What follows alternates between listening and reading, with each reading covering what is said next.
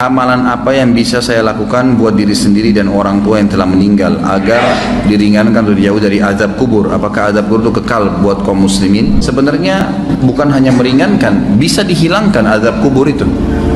Kalau seseorang anak misalnya sering beristighfar kepada Allah untuk orang tuanya, dia sering beristighfar, ya Allah ampunilah kedua orang tuaku, seperti doa yang masyhur Allah ajarkan, Rabbi ghafirli wali walidayya. Doa ini pada saat mereka hidup atau mereka meninggal. Bukan mustahil karena seringnya orang mendoakan, maka dosa-dosanya diampuni oleh Allah. Dan kalau dosanya sudah bersih karena istighfar anaknya, maka bisa saja dia selamat dari azab kubur, nggak diazab lagi, gitu kan. Kalau dia hanya sekedar mendoakan beberapa kali dan memang kadar dosanya belum bersih, maka azab kubur akan datang, tapi pasti memang meringankan. Cuman saya bahasakan bisa saja hilang, bisa saja hilang. Kalau penanya ini yang maksudkan adalah apa yang saya harus kerjakan selama saya hidup, perbanyak amal soleh, semua amal soleh. Jangan tinggalkan peluang apapun dalam mengerjakan kegiatan atau perbuatan amal soleh apapun, sekecil apapun, apa saja, senyum dengan muslim, bersedekah dengan 1.000 rupiah, apa saja yang kebetulan Allah sedang mudahkan di depan mata kita, jangan disia-siakan, kerjakan semuanya. Sebagaimana sabda Nabi SAW, la tahkiranna minal ma'rufi syai'a, jangan pelit-pelit dengan perbuatan amal soleh. Kita temui ada satu orang yang lagi sedih, senangkan dia, tanya ada masalah apa, hibur, berikan nasihat. Ada orang yang sedang salah, luruskan dengan nasihat. Ada orang sedang butuh, kita bantu. Ada orang sedang sakit, dijenguk. Ada orang yang sedang terdolimi, kita tolong, gitu kan. Seperti itu. Jadi memang apa saja amal soleh. Ada orang sedang minta-minta, kita berikan. Jadi memang kita melakukan amal-amal soleh dan tidak memilih-milih amal soleh tersebut. Kita tidak pernah mengetahui kadar pahala yang telah Allah janjikan. Lakukan saja. Ada satu wanita namanya Zubaidah. Zubaidah ini istrinya Harun al-Rashid. Kalau teman-teman pernah dengar ada satu khalifah Abbasi, dinasti Abbasiyah namanya Harun Rashid. Orangnya sangat terkenal dengan wibawahnya, dengan kekuatan militernya. Waktu itu Islam sangat berjaya gitu. Istrinya namanya Zubaidah, terkenal sekali. Zubaidah ini suka bersedekah. Sampai sekarang kalau Bapak Ibu sekalian lagi melewatin antara Arafah ke Muzdalifah, itu ada seperti benteng, bangunan lama gitu, cukup panjang berapa kilometer, itu dibangun oleh Zubaidah untuk memberikan minum jemaah haji karena sukanya beramal saleh gitu. Subhanallah, dinukil dalam buku-buku yang tujuannya menceritakan masalah keimanan.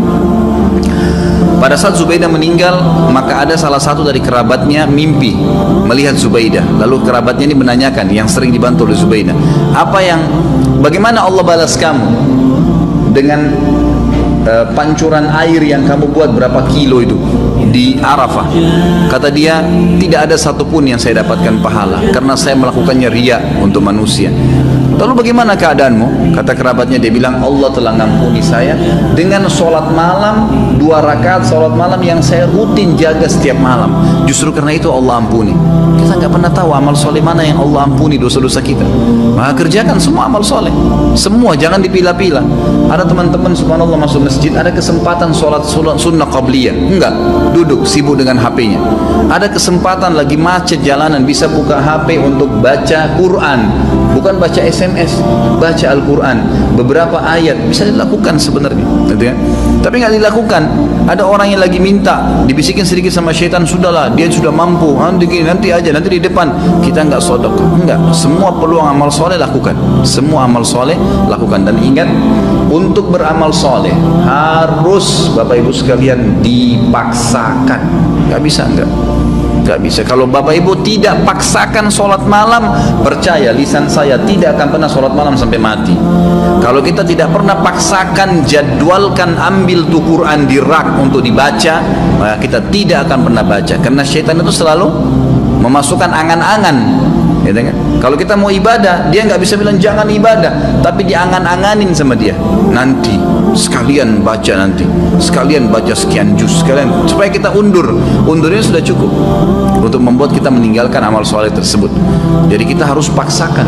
Allah mengatakan dalam Al-Quran, a'udzubillahi minasyaitonirrajim, walladzina jahadu fina lanahdiyannahum subulana. Orang-orang yang memaksakan diri untuk menempuh jalan-jalan kami, maksudnya perintah-perintah kami, mengerjakan kewajiban yang sunnah, semua dijadwalin sama dia, dipaksakan diri, kami akan pandu dia menuju ke jalan-jalan kami. Kalau kita nggak paksain nggak bakal bisa. Paksain, jadwalin, ya, ajak keluarga, ajak istri, ajak anak, harus, nggak bisa enggak. Selama hidup saya tidak rincikan, semua kesempatan amal soleh lakukan, yang wajib dan yang sunnah, ya, yang wajib dan yang sunnah. Kalau kerabat kita yang sudah meninggal, ada beberapa amal soleh yang bisa kita sampaikan untuk mereka. Yang pertama itu adalah memperbanyak istighfar, bertaubat, ya, mengatakan ya Allah ampunilah, ya Allah rahmatilah. Sebagaimana kita tahu doa adalah saat kita sholat jenazah, kita mendoakan itu, Allah maghfirlahu warhamhu, ya Allah ampuni dia, ya Allah rahmati dia. Tadi doa Rabbi ghafirli walidayya untuk orang tua, itu juga termasuk minta agar diampuni. Allah maghfir lil muslimina wal muslimat, itu untuk orang hidup dan mati kita bisa doakan istighfar. Ini sangat besar manfaatnya. Ada juga dalam hadis Bukhari dijelaskan akan datang nanti seseorang pada hari kiamat dikasih pahala bergunung-gunung. Jadi ternyata orang ini amal solehnya sudah banyak dan dia selamat dari azab kubur karena amal solehnya banyak, dosanya bisa dikatakan tidak ada atau sedikit sekali. Di hari kiamat dikasih pahala bergunung-gunung. Lalu dia berkata kepada para malaikat, dari mana? Saya tidak pernah bawa, saya tidak pernah kerjakan amal-amal ini. Dari mana? Setahu saya nggak ada karena semua amalnya sudah diperlihatkan. Dia bilang ini istighfar anakmu untukmu. Karena pada saat istighfar, ya Allah ampunilah kedua orang tua, atau kita mengatakan Rabbi ghafirli wali walidayya, ternyata dosa mereka memang sudah bersih, udah nggak ada lagi, maka tetap itu dijadikan sebagai pahala karena tidak ada pembersihan dosa, maka jadi pahala buat mereka. Kemudian ilmu yang bermanfaat yang dia milikin, yang pernah diajarkan kepada kita, makanya saya sarankan orang tua agar selalu tiap hari berbicara dengan anak-anak, titipkan selalu pesan-pesan agama kepada mereka, masalah sholat, masalah apa saja, maka mungkin mereka akan jadikan sebagai prinsip hidup. Itu ilmu yang bermanfaat karena tidak semua orang bisa jadi penulis. Kalau antum bisa jadi penulis itu sangat bagus, menulis banyak karya tulis kemudian dibaca oleh orang-orang, itu sangat luar biasa.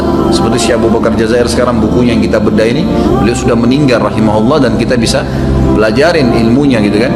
Tapi kalau tidak, maka apa saja, termasuk ulama mengatakan kalau seorang ibu mengajarkan anaknya cara masak dan dia praktekin dalam hidupnya, itu ilmu yang bermanfaat.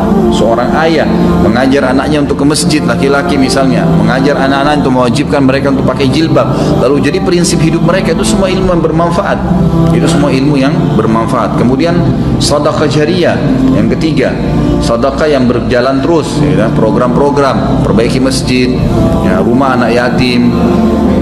Dan ada di sini yang saya ingin titik beratkan, yang banyak dilupakan oleh kaum muslimin, ya.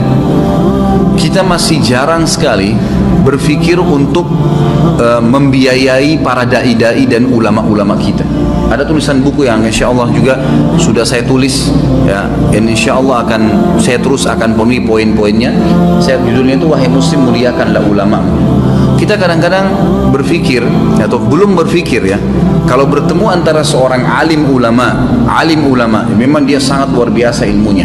Bertemu antara dia, kata ulama, ini pendapat para ulama, seorang alim bertemu dengan seorang fakir miskin, tapi si alim juga ini kehidupannya pas-pasan, yang mana didahulukan? Kata para ulama, si alim yang didahulukan dari si fakir miskin. Karena dia juga dalam keadaan miskin. Kenapa? Karena satu orang alim itu bisa memberikan manfaat kepada jutaan umat dibandingkan dengan orang fakir miskin yang tidak punya ilmu. Sampai pada tingkat itu. Kalau di Saudi ada sponsor dai, ada pembiayaan para ulama. Tidak ada ulama itu yang sengsara. Kalau di Timur Tengah, mereka disiapkan segala-galanya oleh kerajaan atau oleh kaum muslimin yang membiayai mereka. Ini juga hal yang mendasar.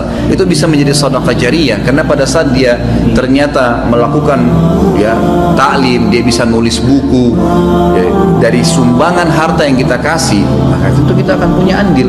Masjid dibangun, rumah anak yatim, memperbaiki janda-janda, rumah-rumah janda, kemudian membantu kaum muslimin kayak sekarang yang lagi, ya, tersiksa, ditampung mereka, kita sumbang. Itu semua hal-hal mendasar yang bisa menjadi berbanyak, ya, amal kita nanti pada saat meninggal. Kemudian haji dan umrah, ini juga dibolehkan bagi orang yang hidup menghajikan dan mengumrahkan orang yang sudah meninggal atau orang yang sudah tidak mampu. Hadis Bukhari menjelaskan masalah itu. Seseorang datang kepada Nabi SAW berkata, ya Rasulullah, sungguh ya Rasulullah, orang tua saya, ayah saya sudah tidak mampu mengadakan perjalanan haji, umrah, bahkan musafir, tapi masih hidup, sudah tua sekali nggak mampu. Apakah boleh saya haji dan umrah untuknya? Kata Nabi SAW, umrah dan hajilah untuknya. seperti orang tidak mampu boleh. Orang yang sudah meninggal adalah hadis Bukhari juga, seseorang sahabat pada saat sedang haji bersama Nabi SAW, lalu dia berkata, ya Allah, labbaik Allahumma hajjan an syubrumati. Saya Allah, saya niat haji untuk syubrumah, keluargaku yang sudah meninggal. Lalu Nabi SAW mengatakan, ahajjta an nafsik, kau pernah haji nggak buat dirimu? Dia bilang, belum ya Rasulullah. Kata Nabi SAW, huj an nafsik thumma huj an syubrumati. Haji dulu buat dirimu, baru kau boleh hajikan kerabatmu yang sudah meninggal. Hadis ini juga menjelaskan bolehnya haji dan umrah untuk kerabat. Ini kurang lebih yang diberikan gambaran oleh para ulama.